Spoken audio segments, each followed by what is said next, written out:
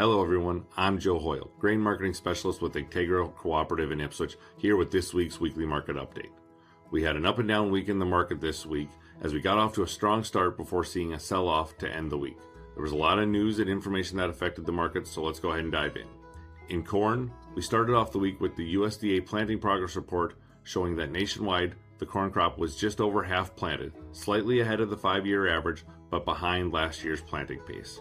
On Tuesday, the USDA released its WASDE report that showed the projected carryout for the current marketing year was at 2.14 billion bushels, and that in its first estimate for the 26-27 crop year, the USDA projected a carryout of 1.95 billion bushels.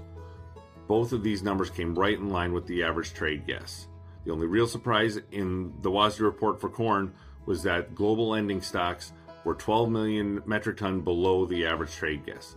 This helped push July near a new 12-month high, while December pushed through and reached a new 12-month high on futures.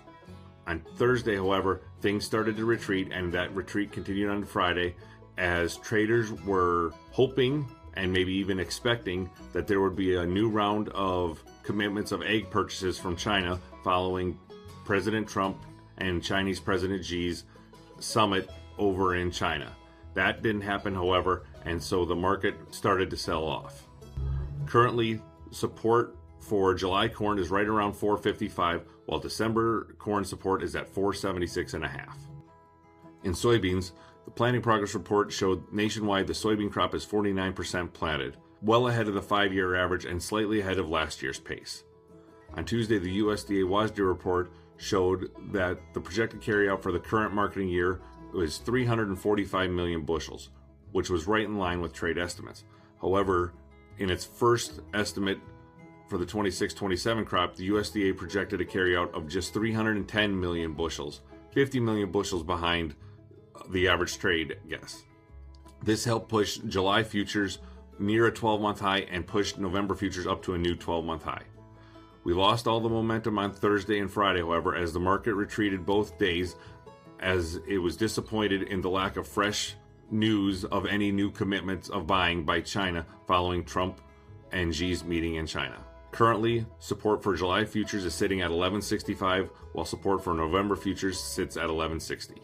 Wheat had the most volatility this week as it got started with the USDA showing spring wheat planting at 53% completed, right in line with the 5-year average but 10% behind last year's pace.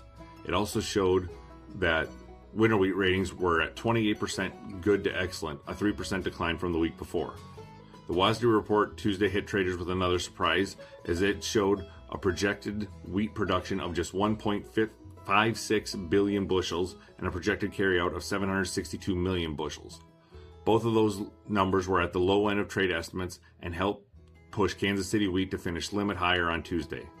Like the other commodities though, wheat retreated the rest of the week on a lack of fresh news of any new commitments out of China following Trump and Xi's summit. Winter wheat support now sits right around 685 future, while Minneapolis spring wheat support sits at 670. The focus of all commodities now likely shifts to weather and U.S. production as we head into the second half of planting season. We want to wish everyone a safe and successful planting season, and if you would like to learn more about grain marketing opportunities, please reach out to your local Agtegra Grain Marketing Specialist. We're here to help. It's what we do.